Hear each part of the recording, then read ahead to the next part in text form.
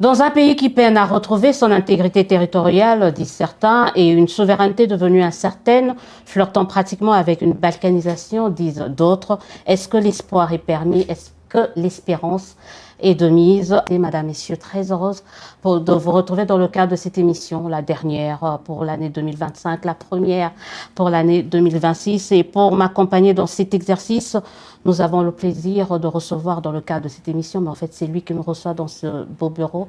J'ai le plaisir de recevoir quelqu'un qui est constamment sur le front médiatique, qui l'incarne pratiquement face à l'agression rwandaise, ce depuis plusieurs années. Madame, Messieurs, merci de recevoir avec moi le ministre de la Communication et des Médias, porte-parole du gouvernement, Patrick Muyaya. Bonjour et bienvenue. Bonjour madame. Meilleurs vœux. Merci à vous aussi. Merci de nous recevoir dans vos bureaux. C'est ma première fois de tourner ici. Et Dieu seul sait combien de fois j'ai cherché à avoir une interview. Tous les jours finissent par arriver. Bah ouais. Et ça, en fait, merci de nous honorer pour cette première émission 2026.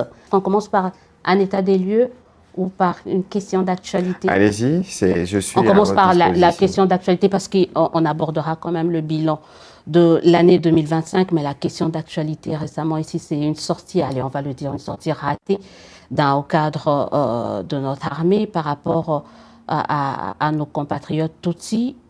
Qu'est-ce qui n'a pas marché? Comment un haut gradé, comment est-ce qu'un général peut autant aller commettre une telle erreur, si on peut dire ça comme ça? Je crois que c'est très regrettable, malheureusement. C'est des propos qui n'auraient jamais dû être prononcés ou dits. Et je pense à ces sujets qu'il y a eu une réaction forte. Vous avez vu que c'est le chef d'état-major général lui-même qui a signé les communiqués quelques heures après le passage de cette vidéo. Des conséquences ont été tirées. Une action disciplinaire est en cours et c'était aussi une occasion pour nous de rappeler l'engagement pris d'abord par le président de la République lui-même contre toute forme de discrimination et toute forme de discours qui tend à stigmatiser l'une ou l'autre communauté. Nous sommes une grande nation et dans la grande nation, il y a évidemment cette pluralité des communautés qui constituent le Grand Congo. Et je pense que de ce point de vue, nous sommes constamment engagés sur le front médiatique. Nous les répétons. Moi qui vous parle dans ces bureaux, j'ai reçu beaucoup de communautés, y compris la communauté Banyamulenge. Et d'ailleurs, je venais de terminer une réunion avec des jeunes de cette communauté, des réunions que nous faisons de manière régulière parce que dans le combat pour recouvrer justement, préserver l'intégrité territoriale de notre pays, toutes les communautés doivent être mises en contribution, y compris la communauté Banyamulenge. Cela dit, j'ai vu les flots des réactions. Des soutiens, vous voulez dire? Il y a de plus en plus de Congolais qui pensent que le général, le porte-parole de l'armée avait raison de dire ça. Est-ce que c'est inquiétant? Non, écoutez, et puis, Madame Élysée, il faut que nous-mêmes, on essaye de nous connaître. Ce qui a été dit par le général, je vous ai dit tout à l'heure que c'est regrettable, c'est des choses qui n'auraient jamais été dites. Mais après, il faut, si vous regardez comment on se regarde entre Congolais, nos communautés, on dit par exemple que les Bakongos sont pas généreux, les Baluba sont vantards. Il y a toujours des caricatures qui sont dites de cette manière. Après, il faut pas aller à fond sur les sujets parce que ce n'est pas toujours les reflets de la réalité. Donc ici, la question principale, c'est de savoir que le Congo, pour être le grand Congo, a besoin de toutes ces communautés. Et vous savez que la communauté Banyamulenge ou les Tutsis congolais de manière générale souffrent beaucoup du fait d'ailleurs de cette discrimination qui vient du gouvernement rwandais. Parce que comment expliquez-vous que l'ambassadeur du Rwanda aux Nations Unies s'exprime et cite 9 fois le terme Banyamulenge? Comment expliquez-vous que le président Kagame ose massacrer d'autres communautés sous le prétexte de protéger d'autres communautés? Moi, je travaille avec la communauté Banyamulenge. Et d'ailleurs, plus d'une fois, ils ont eu l'occasion de se dire qu'ils n'ont jamais mandaté personne pour en être les défenseurs. Il y a un travail qui n'a pas été fait sur le plan historique. On quitte les schémas FDLR, le schéma recyclé, et maintenant on rentre dans les schémas, mais tout ça pour camoufler en réalité la guerre économique, la guerre de pillage, parce que c'est cela l'action du Rwanda en RDC. Au-delà de cette agression, au-delà de cette utilisation de cette communauté, est-ce que ce n'est pas faute, comme je le disais tout à l'heure, de manque d'un travail peut-être historique qui n'a pas été fait? On a peur d'être en face. Je crois qu'il y a un défi. Je crois qu'il y a un défi général. Souvenez-vous qu'en septembre 2019 à Londres, le président de la République a dit que les Banyamulenge étaient des Congolais.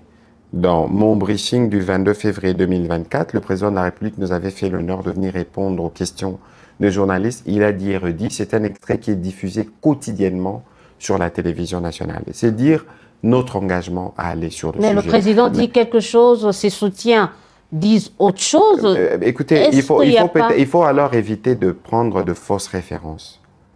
Des fausses références et de prendre les avis des uns des autres comme une parole d'État. Ce que le général a dit relève de sa responsabilité individuelle, des conséquences ont été tirées. Mais attention, Madame Élisée Odia, ne nous perdons pas. Parce que les sujets principaux, et moi j'ai vu, on a pris note d'ailleurs des différentes réactions de nos partenaires occidentaux, mais j'aurais voulu voir, dans les mêmes élans, évidemment, nous n'avons pas attendu qu'ils s'expriment pour que nous-mêmes nous puissions sanctionner et prendre des mesures contre les générales. Elles ne se sont même pas arrêtées là. Les mesures se sont poursuivies, y compris à la télévision nationale, parce que j'ai vu des allusions dangereuses, de gens qui veulent aller dans une généralisation, parce qu'il ne faut pas oublier que malheureusement cette question est constamment instrumentalisée par les Rwandais, qui veulent trouver par cet incident malheureux que nous regrettons, la porte d'entrée pour nous distraire en réalité de l'objectif principal. Et je le rappelle, et à la fois à nos partenaires internationaux ainsi qu'à nous-mêmes, ainsi qu'à tout le monde, la priorité, c'est de mettre fin à l'occupation de nos territoires par les forces rwandaises. La priorité, c'est de mettre fin aux souffrances que des millions de Congolais endurent quotidiennement du fait de l'action du père, le Rwanda, et du fils, le M23, c'est connu. Et donc, ici, nous avons tirer les conséquences qu'il faut tirer pour ce qui concerne les générales. Évidemment, c'est un travail permanent que nous allons continuer en termes de sensibilisation pour boucher les trous de ceux qui pensent qu'ils peuvent jouer sur cette fibre dangereuse. Mais, Madame Élisée Odia, aujourd'hui, le sujet, c'est le retrait de troupes rwandaises. Les sujets, c'est la situation humanitaire de plus d'1 million des Congolais. Et les sujets, c'est ceux-là. Et j'espère qu'avec le même engagement, nous allons continuer avec nos partenaires parce que j'aurais voulu voir tout aussi des vagues de condamnation et d'indignation au regard de l'instrumentalisation des populations qui sont déjà victimes d'une gouvernance par crime, par les autorités de fait, pour faire des simulacres de marche, pour montrer que on les soutient. Et puis, si vous demandez les résultats, on vous dit des disparitions, des kidnappings, et toutes ces choses-là doivent être... nous devons tous nous coaliser pour mettre fin à ces choses, nous assurer de la mise en œuvre de la résolution 2773, mais aussi du corollaire, notamment l'accord de Washington. On reparle maintenant du sujet, on reste quand même... on parle de la sécurité. Le sujet important, comme vous l'avez dit tout à l'heure, c'est l'intégrité du territoriale de notre pays. On se disait, mais tiens, on n'allait pas finir l'année sans Goma. Mais ça y est, on est en 2026. On n'a toujours pas Goma, on ne peut pas aller à Goma, on ne peut pas aller à Bukavu. Qu'est-ce qui n'a pas marché en 2025? Bon, écoutez, nous sommes dans plusieurs processus. Il faut savoir que nous, dans la ligne du président de la République, la guerre, nous la faisons sur 5 fronts. Il y a un front militaire, il y a un front diplomatique, il y a un front judiciaire, il y a un front économique, il y a un front médiatique. Évidemment, sur le front diplomatique, avec la résolution 2773, où les choses sont claires, avec les dynamiques enclenchées à la fois à Washington et à Doha, il n'y a presque plus de place pour les armes parce que nous faisons parler la diplomatie. Mais il ne faut pas oublier qu'en face de nous, nous connaissons l'ennemi avec lequel nous sommes sur les fronts.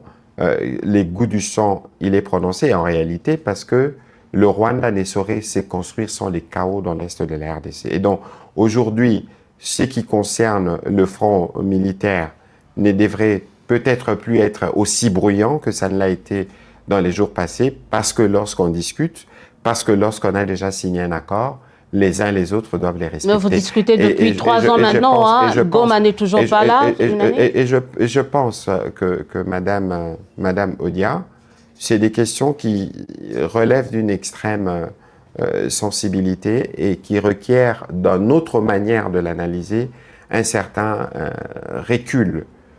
Parce que la question pour nous, c'est pas simplement de recouvrer Goma. La question pour nous, c'est de recouvrer toutes les parties du territoire occupé et de nous assurer qu'il n'y ait plus d'aventures rwandaises de ce type sur notre sol. Et donc, c'est une question, malheureusement, qui dure depuis plus de 3 décennies. Et cette fois-ci, le président de la République est réellement déterminé, la première ministre et tout le gouvernement derrière, pour que nous puissions y mettre un terme une bonne fois pour toutes. Et c'est pourquoi nous sommes engagés sur les différents fronts dont je vous ai parlé tout à l'heure. On parle d'une question qui dure depuis 3 décennies, mais 30 ans, on pouvait circuler librement. Faut pas qu'on soit dans le déni non plus. On peut pas ça fait 3 mois qu'on ne peut plus aller à Goma ou à Bukavu. Écoutez, il y a eu, n'oubliez pas, qu'il y a eu une occupation de cette partie du territoire de 98 avec la guerre du RCD qui s'est déclenchée de Zuta Kinshasa. Nous avons connu des situations malheureusement plus difficiles que celle-ci dans notre histoire. Et si elle se répète, cette fois-ci, c'est pour qu'on y mette fin une fois pour toutes. Mais malheureusement, Madame Odia, c'est là qu'il faut situer aussi la responsabilité de nous-mêmes, Congolais, par rapport à notre pays. Parce que les aventures du Rwanda le père ne sauraient prospérer s'il n'avait pas réussi à faire des mutations des fils durant l'histoire. Et c'est ce que nous avons constamment vu. C'est-à-dire que les problèmes, ils viennent quelque part de nous-mêmes aussi. Et donc, il faut qu'on arrive, nous tous, à savoir ce que c'est le patriotisme, à y donner du contenu pour que nous puissions devenir nous-mêmes, nous tous, le rempart contre les aventures rwandaises sur notre sol. Et je pense que de ces points de vue, il y a un travail qui a commencé, il y a un travail qui se poursuivra. Il faut regarder les Congos dans son histoire, parce que les difficultés que nous avons aujourd'hui, ce n'est pas une excuse, Madame Élisée Odia, mais lorsque nous devons regarder l'appareil principal avec lequel la guerre pouvait être faite, je vous épargne le détail, mais aujourd'hui, on n'a jamais eu avant une loi de programmation. J'étais à l'Assemblée nationale, on a fait 12 ans, on parlait de la même chose. Il fallait attendre le président de la République pour que je pense en 2022 qu'on puisse aujourd'hui avoir une loi de programmation militaire. Et lorsque vous regardez les nombres de militaires que nous avons par rapport à la superficie du pays à sécuriser, les nombres de policiers que nous avons par rapport aux biens et aux Congolais qu'il faut sécuriser, vous voyez que nous avons des enjeux d'une grandeur énorme.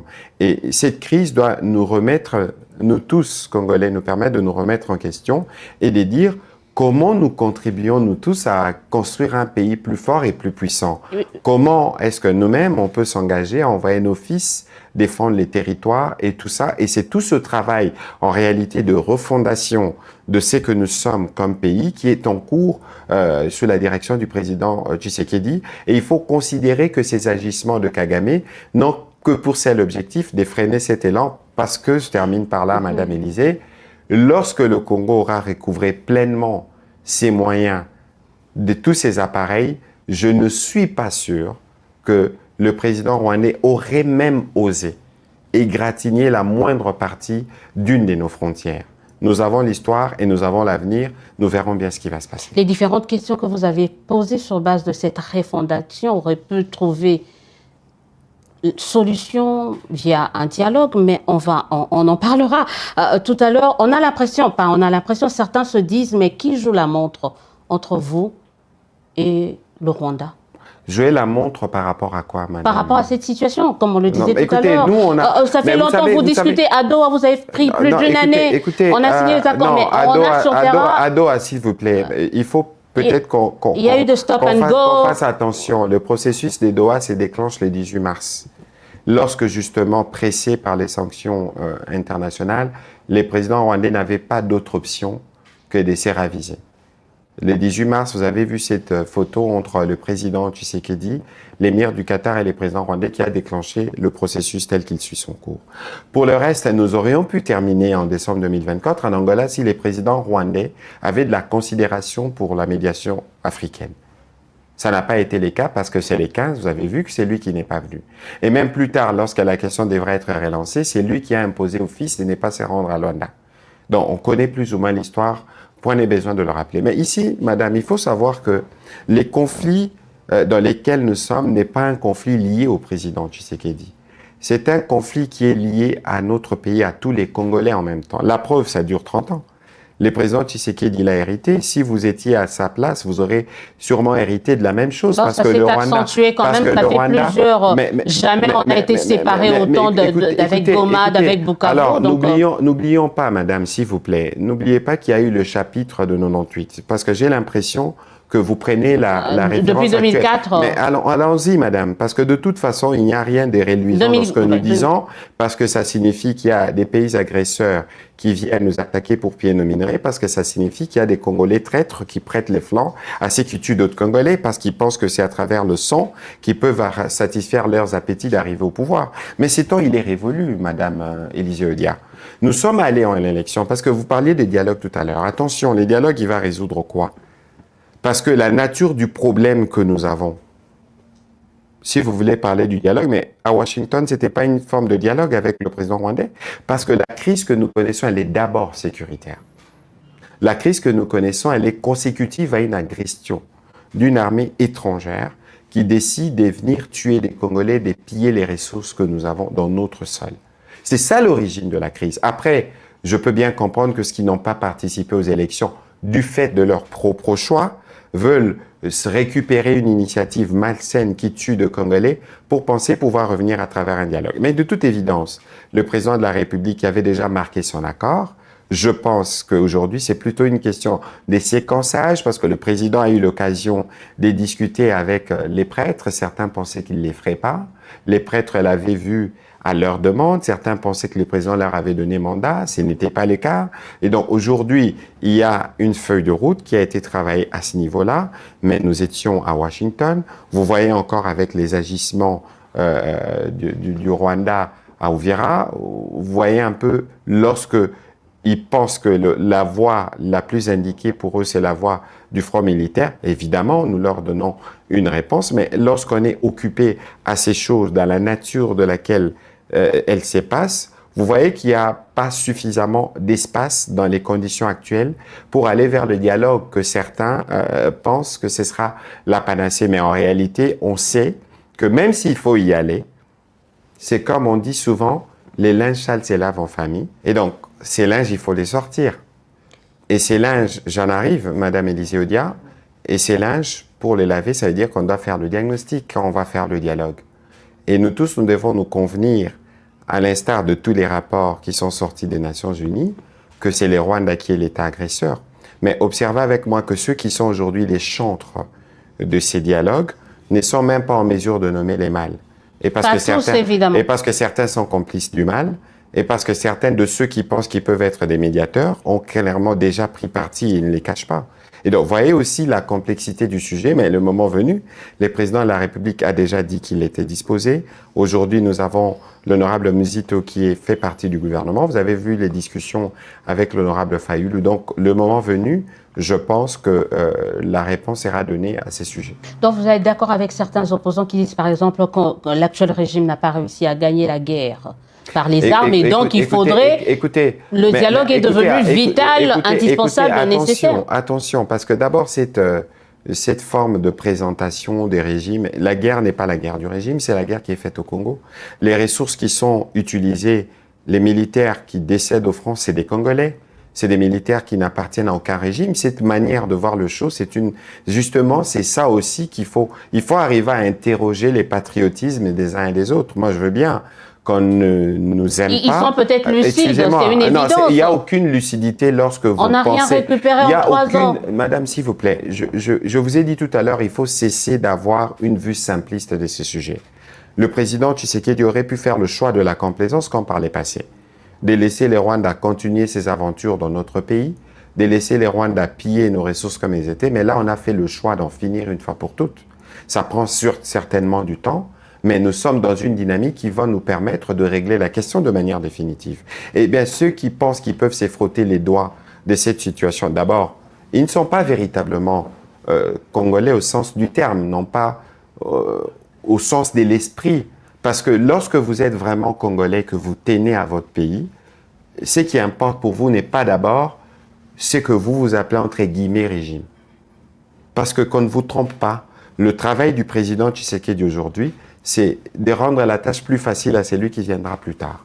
Et si cette question était réglée avant, si on avait pu nous restructurer, construire une armée véritablement républicaine, on ne ferait pas face à toutes ces situations. Et donc il faut, dans les chefs de certains, une certaine humilité, et il ne faut pas oublier que même si vous n'aimez pas le président Tshisekedi ou son gouvernement, mais il ne faut pas que votre haine de ce que vous appelez régime, entre guillemets, dépasse votre amour pour le Congo et le Congolais. Parce que si vous êtes animé d'un esprit patriotique envers le pays, envers un altruisme envers le Congolais, vous ne pouvez en aucun cas tolérer ou digérer ce qui se passe dans l'Est actuellement. Le patriotisme n'exclut pas la lucidité.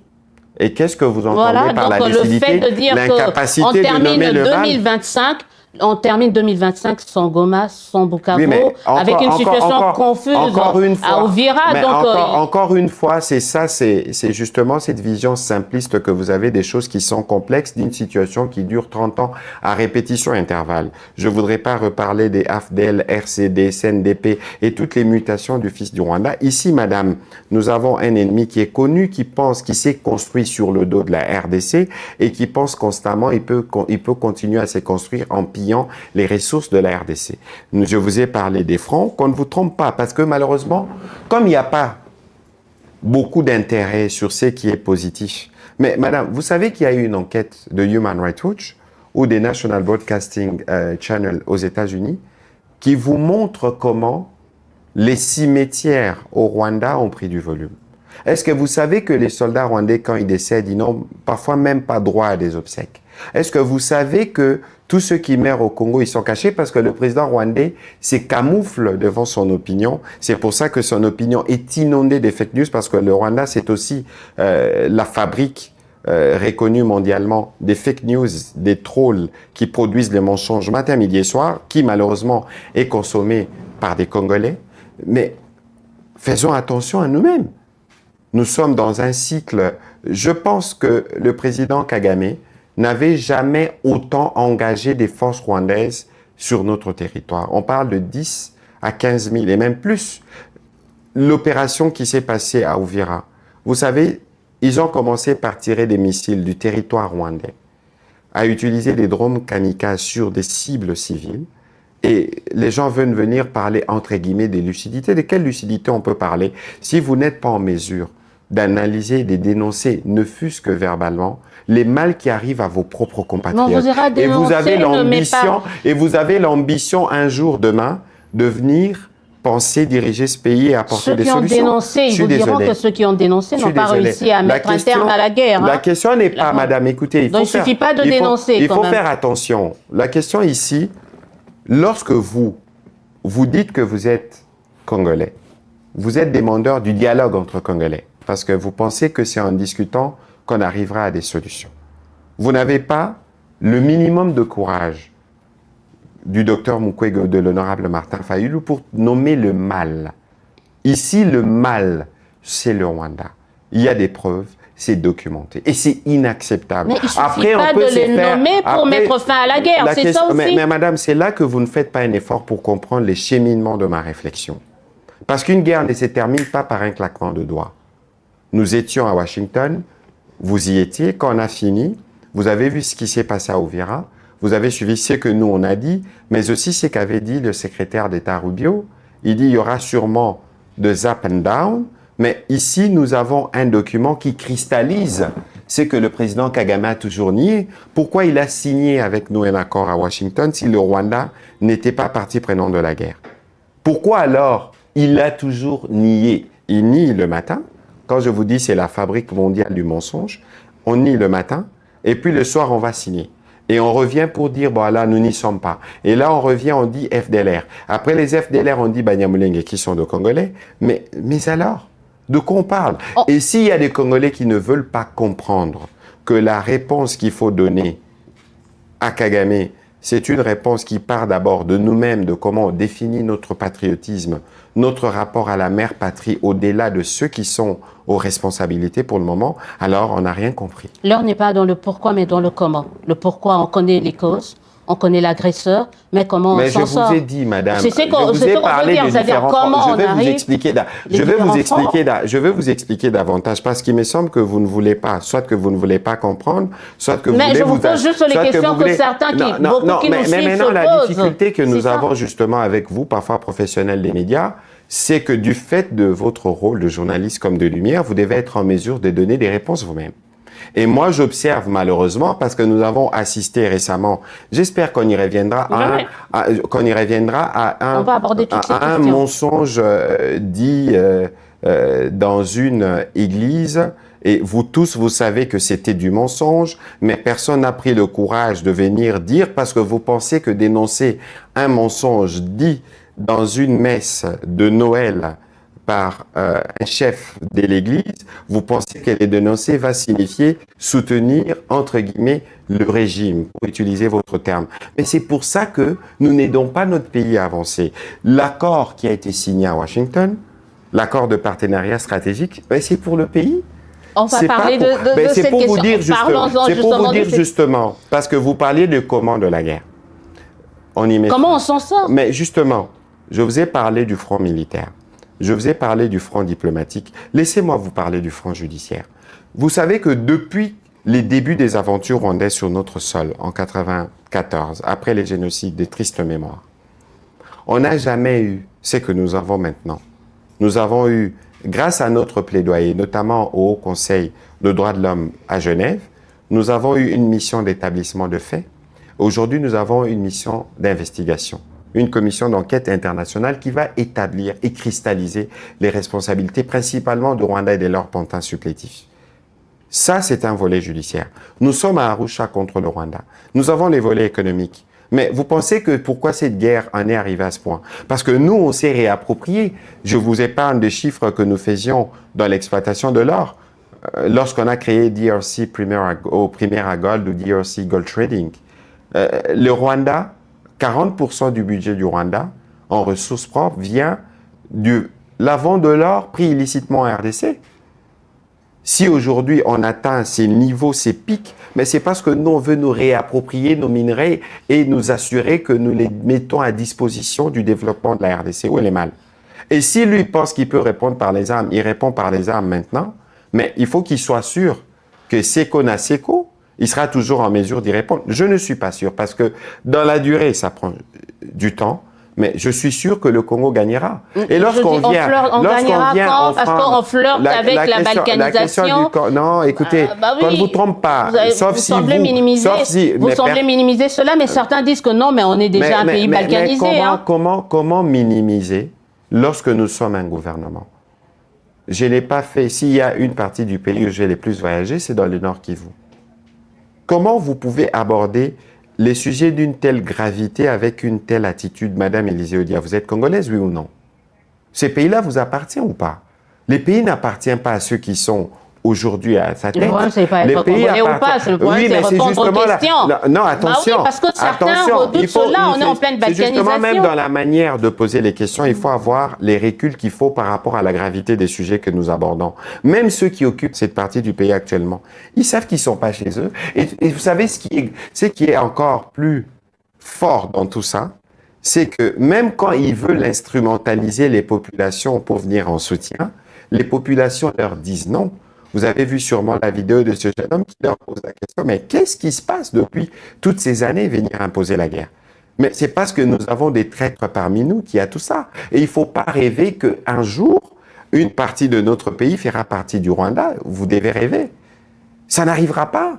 Ce n'est pas parce qu'ils sont là pour le moment. Madame Élisée Odia, vous pouvez être sûr que tant qu'eux vont penser qu'ils peuvent prendre ces pays-là, si nous devons être dans cette situation, nous le serons parce que nous savons que nous gagnerons.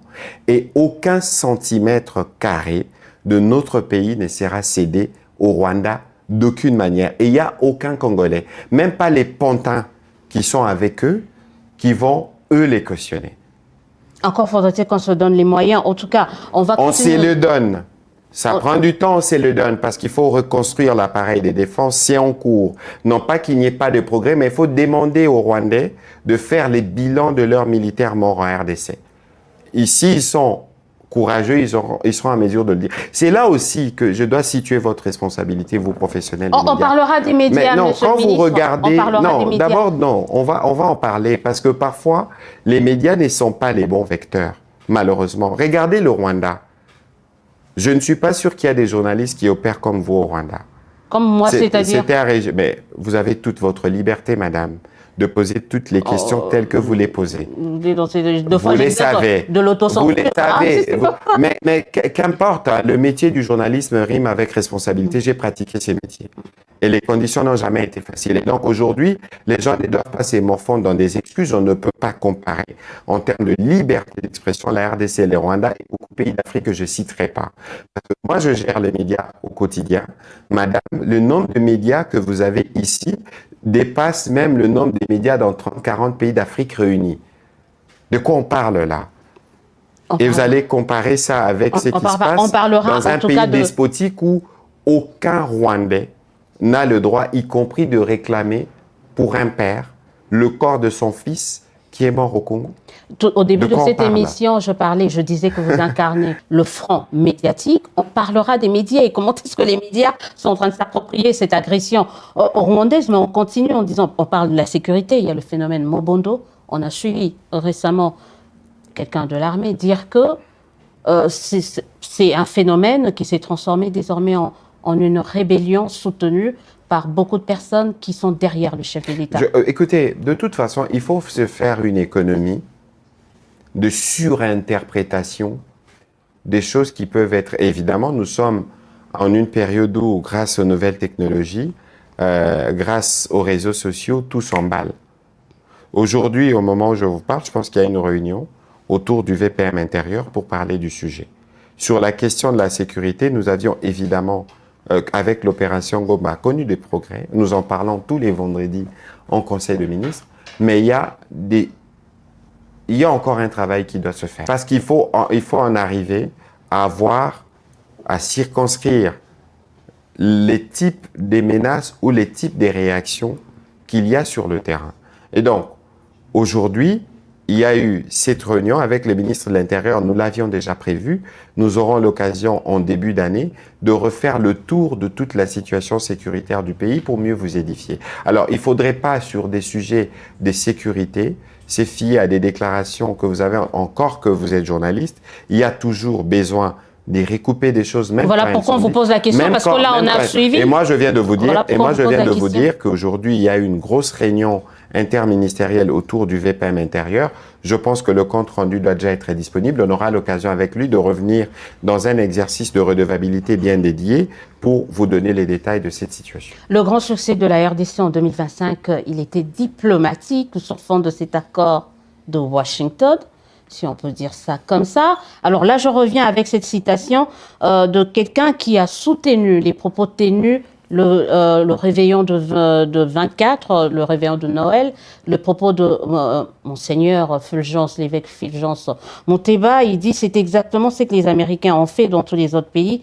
où ils ont été présents, que ce soit leurs grandes entreprises, ils obtiendront tous les minéraux critiques, les exporteront vers les États-Unis, rapatrieront également les revenus, les profits vers l'Amérique. Il s'agit du directeur de l'Institut Denny Haller pour la paix de la Conférence des évêques catholiques d'Afrique australe, qui dit au final les propos de Monseigneur, le président de la CINCO, Fulgence Monteba, qui dit tout haut que l'accord de Washington, c'est en fait en réalité l'hypothèque des minerais congolais ou l'hypothèque carrément de la RDC.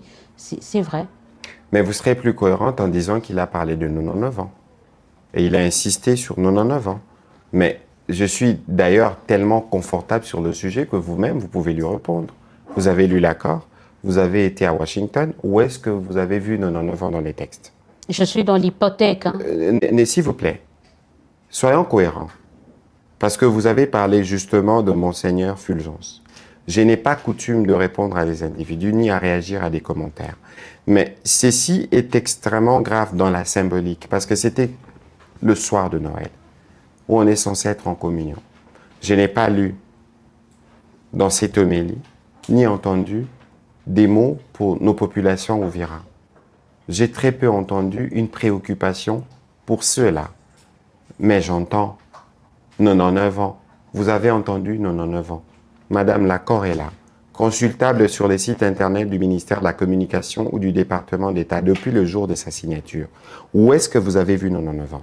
Pourquoi vous, Madame Élisée Odia, n'avez pas répondu à Monseigneur Fulgence de votre position de journaliste? Jusqu'à preuve du contraire, c'est moi qui mène l'interview. Attention, la question, c'est pas vous qui menez l'interview. Je sais que ici, vous avez tendance à vous rappeler de votre premier amour, mais pour l'instant, je suis désolé, je connais la tactique pour échapper. Mais non, mais madame, je sais que... dites-moi, comme journaliste, vous avez une responsabilité dans cette société ou pas? Lorsque visiblement vous voyez qu'un homme d'église dit des choses qui sont pas vraies, est-ce qu'il faut simplement attendre que le ministre de la Communication vienne fixer l'opinion, ou vous-même, comme société civile, gardien des équilibres sociétaux, vous pouvez venir, écouter, moi, Madame Élisée Odia, j'étais à Washington, j'ai lu les différents accords, j'ai jamais vu 99 ans nulle part. Parce que le prêtre, si je peux me permettre, Monseigneur, il s'est mis à la tête d'une machine de désinformation. Et comme malheureusement, c'est aussi cela votre responsabilité, on nous reviendra. C'est de notre faute maintenant. Notre responsabilité, on nous reviendra. La désinformation. Et comme c'est cela la principale source d'information pour beaucoup d'entre nous, parce qu'on a toujours tendance à suivre de mauvaises nouvelles ou ce qui n'est pas vrai, mais beaucoup de gens, les peuples de Dieu, a malheureusement été trompé. En l'occurrence, par des propos qui ont été tenus par un homme des dieux pendant un office religieux le soir de Noël. C'est extrêmement grave pour que vous qui étiez là, comme journaliste, vous puissiez dans vos tribunes respectives dire, écoutez... L'un n'exclut pas l'autre, monsieur le ministre. Je ne sais pas pourquoi vous voulez nous Je ne vous ai pas entendu, je ne vous charge. L'un n'exclut pas l'autre. Ne considérez pas que c'est vous que je cible. Non, de manière je parle générale, de nous en tant que journaliste. Je parle de votre pourquoi rôle, vous nous parce que chargez? justement, de par ma position, j'ai été là où vous êtes. Je suis là où je suis. J'ai été au Parlement. Je suis dans une position qui me permet aujourd'hui de situer, madame, qu'on ne vous trompe pas, dans la construction d'un pays. Il y a une part de responsabilité dévolue à toutes les couches. Je vous donne un exemple. Vous verrez jamais, jamais, sur une télévision américaine, le sang d'un Américain, blessé ou tué. Ces journalistes-là n'ont pas attendu que ce soit le gouvernement qui vienne leur dire. Mais par respect, ils ne montrent pas du sang. Ne vous trompez pas. Les journalistes français, les journalistes américains, au-delà du fait qu'ils sont journalistes, tiennent compte de leur appartenance à leur pays. Et en l'occurrence, l'accord ici n'est pas l'accord du président Tshisekedi, c'est l'accord de Congolais. Madame, l'accord a été préparé savamment par des techniciens congolais, des experts. En vase clos, en fait. Un accord qui engage. C'est ça. On a parlé de Monseigneur Fulgence. On peut parler des opposants. Ils se disent, ça engage le pays. Allons-y progressivement. Mais pourquoi pensez-vous qu'on fait des élections dans un pays? Pourquoi? En l'occurrence, notre gouvernement, notre président, 73%, plébiscité. Quelle est la seule organisation, y compris celle à laquelle appartient le Monseigneur qu'on a mentionné, qui a contesté l'élection du président? C'est le président qui est élu. Il dispose d'une majorité. Il dispose d'un gouvernement. Et c'est le gouvernement qui a la mission d'accompagner les présidents de la République dans sa direction du pays. C'est constitutionnel. Pourquoi alors dites-moi, pourquoi on ne ferait pas un conseil de ministres pendant les délibérations, en direct, pour que tout le monde voie comment nous discutons? Alors, madame, ne trompons pas les peuples des dieux. Nous avons, nous, notre responsabilité. Nous connaissons les intérêts du pays. Nous les défendons. Et dans les cadres de cet accord... Ils disent la même chose, hein? S'il vous plaît. Ils disent aussi défendre l'intérêt du pays. S'il vous plaît. Dans les cadres de cet accord, nous avons défendu de la première à la dernière ligne les intérêts du pays. C'est un accord public. Après, il y a à redire. Hier, nous discutions avec le VP Moukoko parce que nous avons préparé une brochure qui réunit tout ce qui a été fait à Washington. Il y avait évidemment la dimension avec le Rwanda et les États-Unis, mais il y avait la dimension entre la RDC et les États-Unis, la dimension de l'accord de partenariat stratégique. Aujourd'hui, nous sommes parmi les 4 ou 5 pays africains qui sont des partenaires stratégiques des États-Unis. Dans cet accord, il ne s'agira pas que de mines, il s'agira d'éducation, il s'agira d'innovation, il s'agira de renforcement de la gouvernance, il s'agira d'être sûr que du côté congolais, avec ce que nous pourrons apporter sur la table, nous bénéficions de l'expertise ou de l'expérience américaine. Dites-moi, quel est le seul pays au monde qui s'est développé tout seul? Le Japon, qui est sorti de guerre en 1945, a été reconstruit grâce aux Américains. Après la guerre en Europe, il y a eu le plan Marshall. Mais pourquoi les gens doivent aujourd'hui penser que nous ne sommes pas en droit? Les Américains, si vous lisez la dernière note sur la stratégie américaine, vous allez voir que dans leur priorité, c'est de sécuriser la chaîne d'approvisionnement de minerais stratégiques. Nous sommes dépositaires de minerais stratégiques. Et ces minerais stratégiques que nous n'utilisons pas, nous, au quotidien, dans nos applications quotidiennes. Eux, ils en ont sûrement besoin plus que nous pour leur industrie de défense de haute technologie. Mais pourquoi alors nous, on va s'y refuser?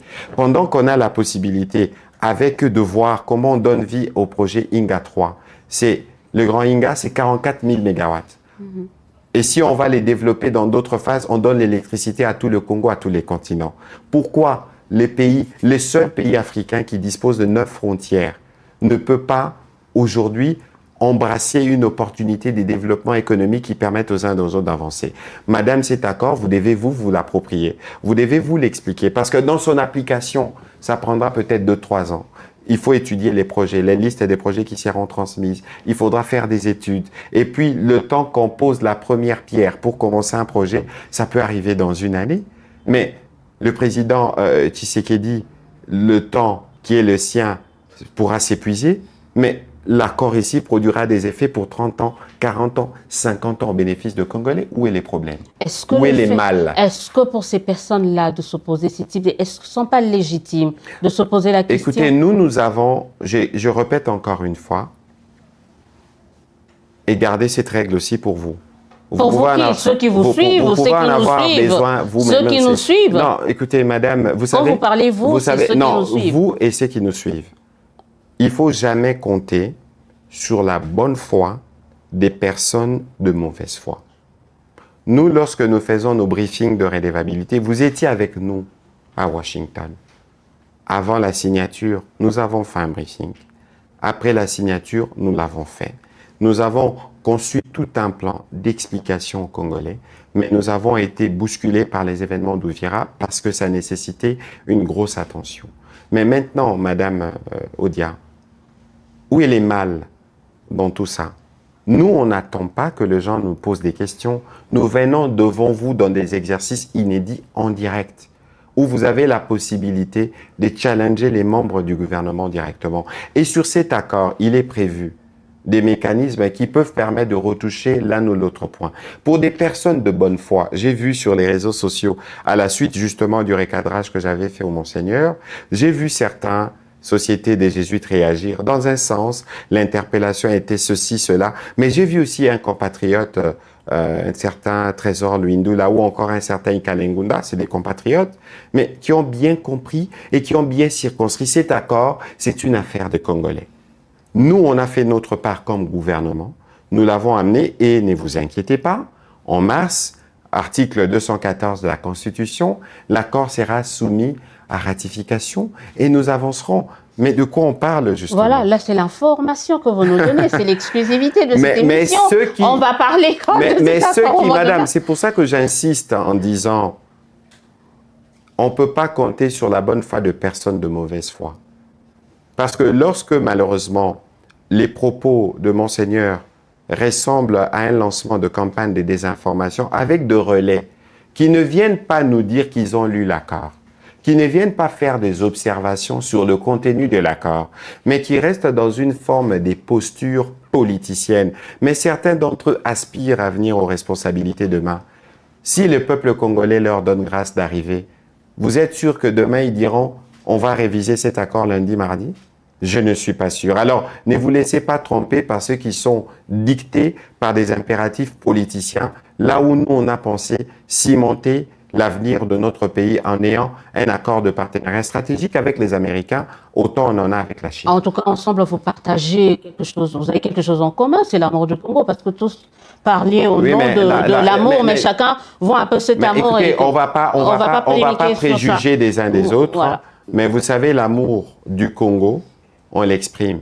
Vous voyez la sagesse des Salomon. Souvenez-vous de cela. Et je pense que très peu sont en mesure de faire preuve de cette immense sagesse. Parce que justement, nos intérêts égoïstes valent plus que les intérêts pour nous de voir notre pays uni. Sinon, on ne s'offrirait pas, pour certains, comme on s'est offert à ceux qu'on a combattus hier.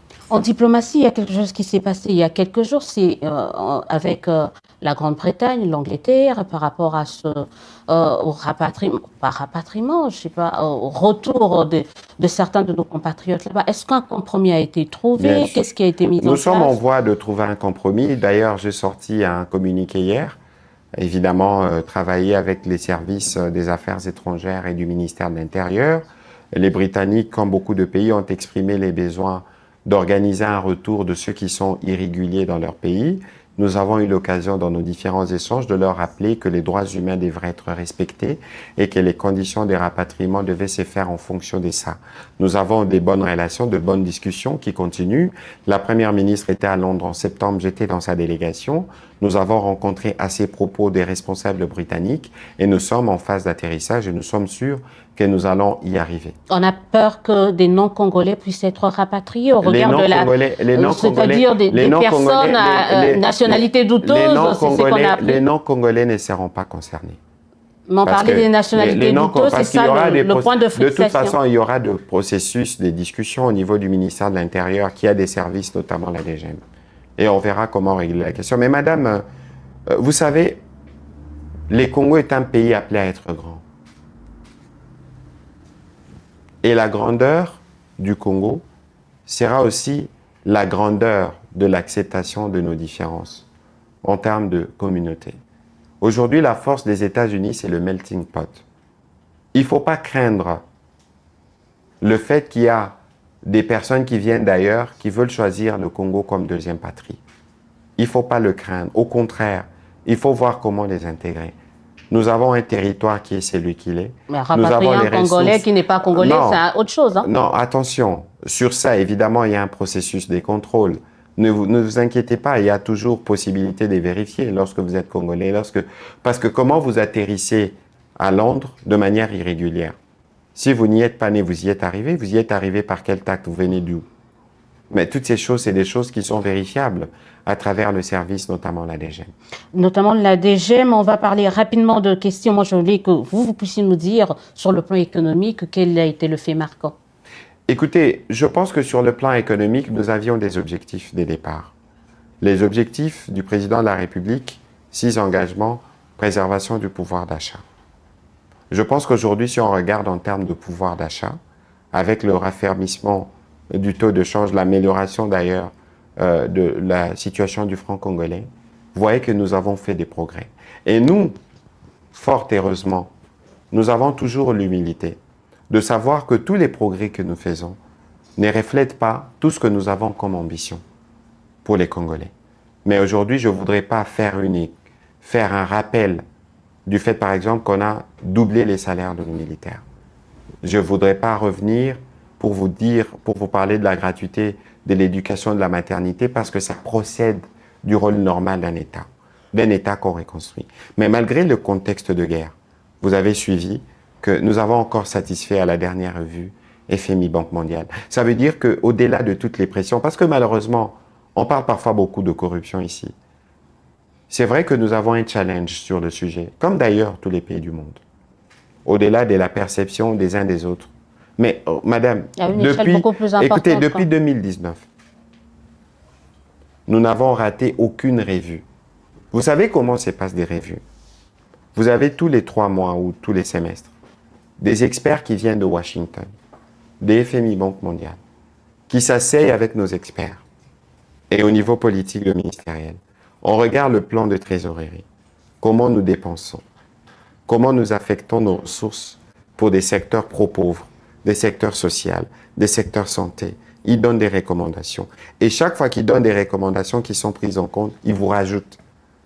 Je crois que cette année, nous atteindrons à peu près 3 milliards qui viendront dans différentes formes d'appui budgétaires. Mais nous avons aujourd'hui un portefeuille de projets de la Banque mondiale qui atteint des chiffres et records qu'on n'a jamais atteints. J'ai accompagné les présidents de la République à Washington dans sa réunion avec Mme Georgieva Kristalina. Elle a dit au président que pour ce qui concerne le programme, je n'ai pas à redire. Vous faites bien. Il y a toujours de la place pour l'amélioration et je pense que c'est l'engagement que nous avons au niveau de la Troïka, au niveau du gouvernement et qui est suivi de près par la Première ministre. Et donc, il faut considérer qu'au plan économique, malgré un contexte difficile, marqué par la pression des dépenses militaires, nous avons tenu. Voilà. Malgré ce contexte, on va se projeter pour 2026. Comment vous voyez 2026? Écoutez, je suis un optimiste né. L'année 2025 a été une année pleine de défis. Mais vous savez, madame, les grands défis façonnent de grands hommes. Mais je regarde, malheureusement, dans l'aéropage dans lequel nous sommes, très peu peuvent comprendre que c'est en affrontant ces défis qui peuvent devenir de grands hommes, en termes de choix que nous faisons. Et je pense que par rapport aux défis auxquels nous faisons face, être grand homme, c'est choisir le Congo. C'est de combattre pour le Congo. C'est de s'assurer parfois, aux dépens de ses propres intérêts personnels, que ce soit le Congo qui gagne. Ce sont ceux qui font ce choix, qui sont grands. Et aujourd'hui, moi, je salue particulièrement le patriotisme dont a fait montre le président de la République. Le patriotisme qui vient d'en haut, c'est contamine en bas. Tenir malgré l'adversité. Tenir parce que nous savons que nous allons gagner. C'est un bel exemple. Et dans cette droite ligne, nous tous nous sommes mobilisés. La première ministre, je ne voudrais pas parler de la ministre Kaikwamba, mais et de tous les membres du gouvernement. Et aujourd'hui, grâce par exemple à Congolais Téléma, je vois des élans de patriotisme. Je ne voudrais pas parler je voudrais pas citer des artistes parce que je risque d'oublier, mais il est évident qu'on a réveillé l'amour des Congolais pour le Congo. Moi, je reçois des appels de Stockholm, de Luxembourg, du Chili, de Congolais qui veulent se mobiliser, qui veulent rejoindre la dynamique Congolais Téléma pour être sûrs qu'ils ont apporté leur contribution. C'est aussi cet exemple-là qui doit enseigner certains hommes politiques. Tout à l'heure, vous avez dit tenir face à l'adversité. Est-ce qu'il a été, c'était le cas avec les médias, la presse congolaise? Écoutez, ils ont tenu face à l'adversité. De manière générale, lorsqu'on a fait il y a quelques jours les bilans du travail qu'on a commencé depuis qu'il avait plu justement à mes autorités de me désigner à ces portefeuilles, nous avons fait beaucoup de progrès. Nous avons une nouvelle loi, qui n'était pas non plus le plus facile, arriver à décrocher cette ordonnance-loi. Après 26 ou 27 ans, nous avons une loi moderne adaptée.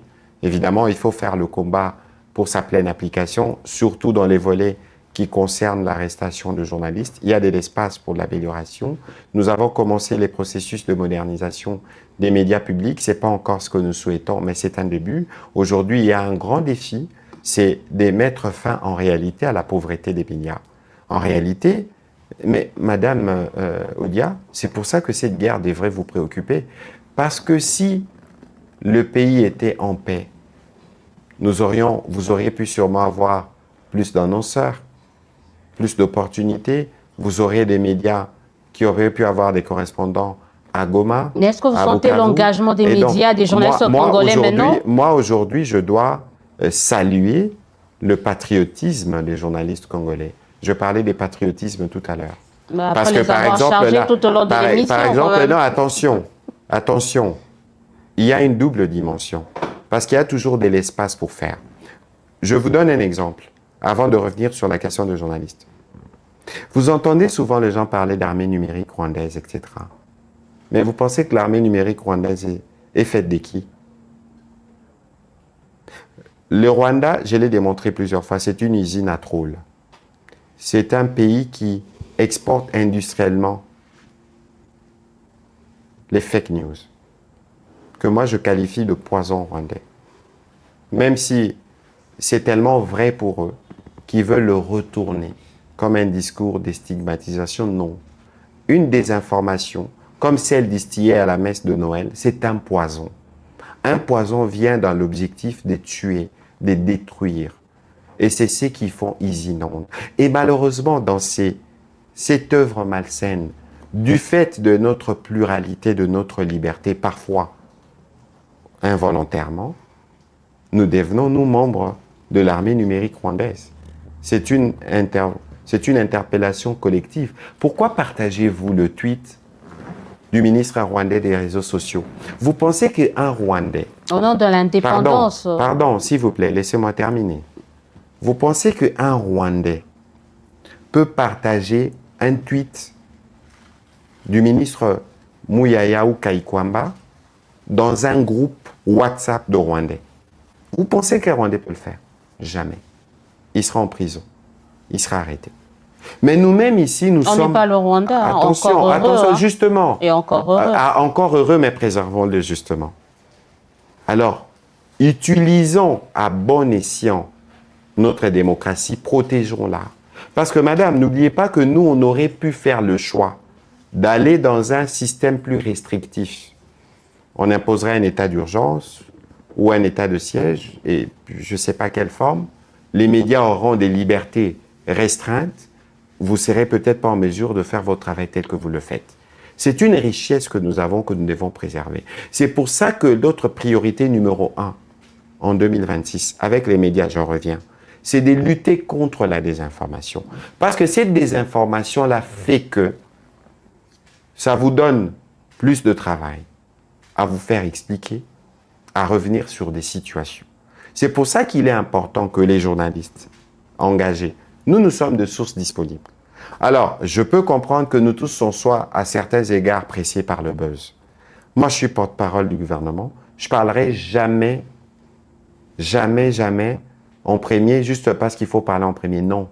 Lorsque moi, je viens parler aux Congolais, je viens parler aux Congolais des informations vérifiées, des informations recoupées, reçues de tous les services. Il y a un temps. Le temps des réseaux sociaux n'est pas le temps de la vraie vie. Et les journalistes, c'est cela l'interpellation. Il faut éviter de vous plier au temps de réseaux sociaux. Il faut rester au temps qui est le vôtre, qui passe par la collecte, les traitements et la diffusion. Il faudrait travailler sur l'accessibilité, la loi sur l'accès à l'information. Ça ne concerne pas que les journalistes, mais on en a besoin aussi, par exemple. Et l'accessibilité à des sources aussi. Attention, l'accès à l'information, il ne faut pas confondre, parce que c'est des notions qui sont liées, mais c'est des notions qu'il ne faut pas confondre.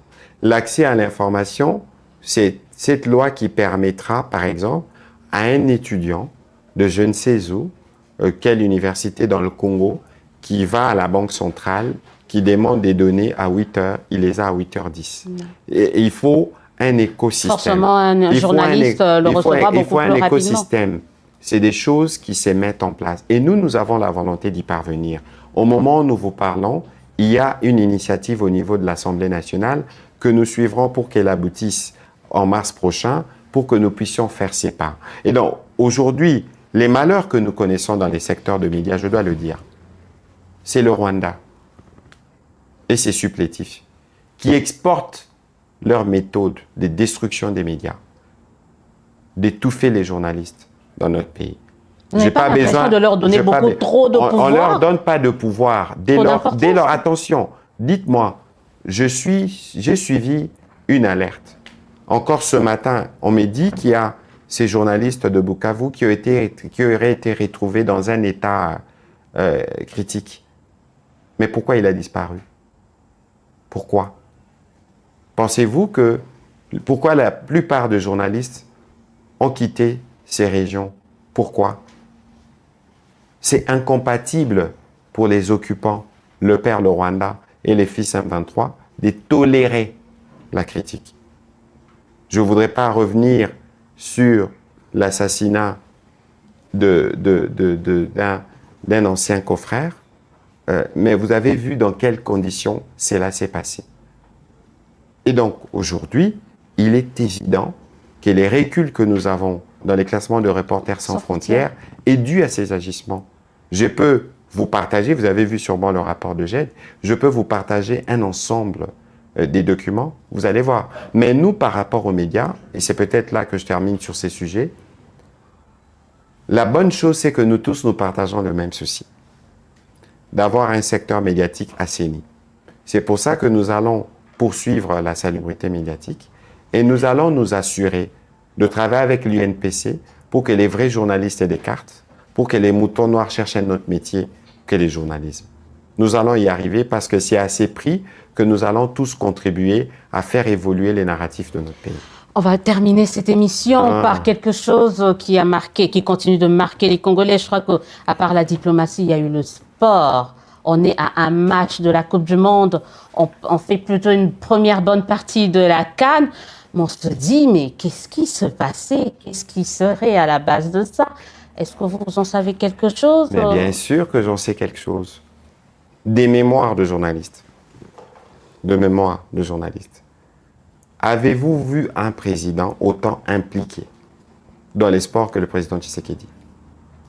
Mobutu qui nous a donné 2 Coupes d'Afrique. Je parle de votre mémoire de journaliste. Oui, de mon mémoire de journaliste. De votre mémoire de journaliste. Mobutu, 2 Coupes d'Afrique. De votre mémoire de journaliste. De votre mémoire de journaliste. Ça veut dire qu'il y a un ensemble, il y a un engagement au plus haut niveau du gouvernement. Vous voyez, le président, il va régulièrement au stade. C'est un exemple, c'est un engagement, c'est un leadership. Et nous avons un bon coach, nous avons de bons joueurs qui répondent au plan du coach. Et ceux-là devraient être en mesure d'enseigner beaucoup. Parce que ceux-là, ils viennent de diverses origines. Moi qui vous parlais tout à l'heure d'un Congo grand, mais beaucoup dans cette équipe sont des binationaux. Mais pourquoi nous tous, quand on les regarde, on les applaudit? Pourquoi? Parce qu'ils nous reflètent. Vous voyez? Et cet exemple-là qu'il y a dans le foot, en termes d'engagement patriotique, devrait nous enseigner. Nous, aujourd'hui, on ne va pas nous enorgueillir parce que nous faisons notre part. On devrait d'abord, d'ailleurs, faire davantage parce qu'on n'a pas des talents que dans le foot. On en a dans le judo. On en a dans d'autres disciplines sportives.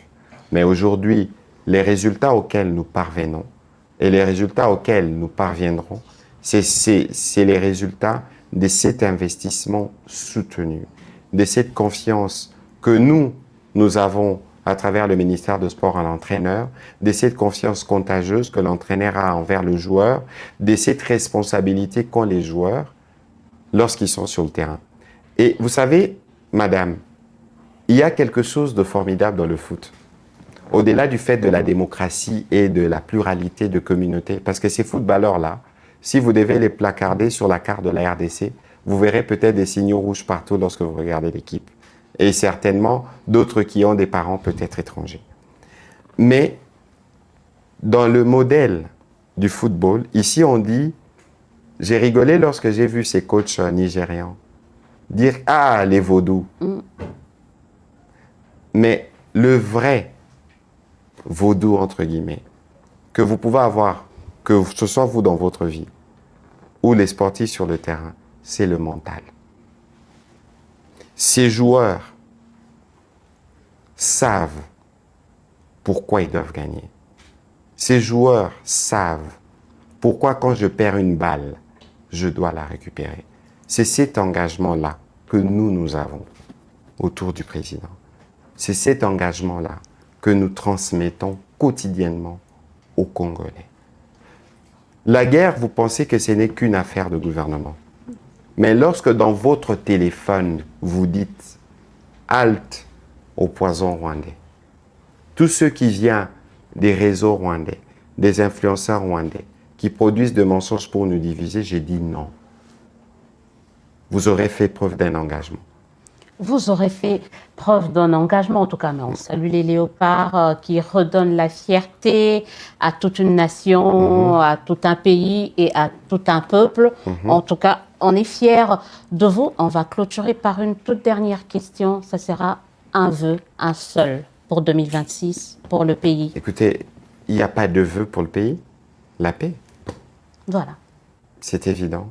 Voilà. Un seul vœu, la paix, c'est tout ce qu'on veut, c'est tout ce qu'on souhaite pour le pays. En 2026, la réunification, j'ai hâte de revoir Goma, hâte de revoir Bukavu, hâte de continuer à aller à l'intérieur du pays, surtout dans cette partie du pays. Et pour arriver là-bas, il faut qu'il y ait la paix sur toute l'étendue du territoire national. Monsieur le ministre, je vous remercie de m'avoir accordé c'est une heure d'échange, d'écoute et de m'avoir reçu dans vos bureaux. C'est moi qui vous remercie, mais vous ne m'avez pas posé des bonnes questions. C'est pas un problème. Vous trouverez certainement d'autres confrères qui vous poseront mieux. Non, j'essaie de faire mon mieux. Mais on va terminer sur cette boutade parce que justement, on n'a pas parlé du fond du sujet. Malheureusement, dans les médias, c'est une remarque générale, on accorde très peu d'espace pour ce qui vaut réellement pour les Congolais. Ce qui vaut pour les Congolais réellement, c'est comment on améliore leur accès aux soins de santé, comment on s'assure qu'ils ont de l'eau, comment on s'assure qu'ils ont de courant. Et j'entends très peu. Il y a des ministères appropriés pour ça. J'entends très peu. Encore faudrait-il qu'ils soient ouverts. J'entends très peu, depuis que j'étais journaliste, des hommes politiques défiler sur des écrans, parler des problèmes de Congolais dans les fonds. Alors, je suis disposé pour une prochaine interview. Mais cette interview, on fera un effort pour ne pas parler des événements, pour ne pas parler de l'actualité, mais pour parler de comment nous, sous la direction du président Tshisekedi et de la première ministre Souminois, nous plantons les graines pour la renaissance du Grand Congo. On peut faire mieux. Faites-nous la commission auprès de vos camarades ministres pour qu'ils soient de plus en plus présents comme ça, secteur par secteur. On peut commencer à prendre... Je vous ai d'abord parlé... On comprendra. Je vous ai d'abord parlé de moi. On prendra au-delà du briefing, évidemment. Parce que je sais que vous recevez régulièrement les ministres, certains membres du gouvernement dans vos briefings, mais faites-nous... Mais la question n'est pas celle-là. Faites-nous la commission, comme ça ils viendront aussi faire la redevabilité. À condition. En tout cas, on n'a pas le monopole de toutes les questions. On va laisser au public, à ceux que nous ont suivis, juger si les questions étaient bonnes ou pas. Et moi aussi, je l'avoue, je n'ai pas obtenu les réponses que je voulais. Mais qu'à cela ne tienne, c'est de bonne guerre. Je vous remercie d'avoir été nombreux à nous suivre dans le cadre de cette émission, la dernière de 2025 et la première de 2026. Continuez à nous suivre sur B1 également. Essayez de vous abonner massivement sur notre chaîne YouTube. Il y a Élysée Odia TV. On vous présente nos vœux le meilleur pour cette année, qu'on veut une année de paix. On se dit au revoir et à très très bientôt.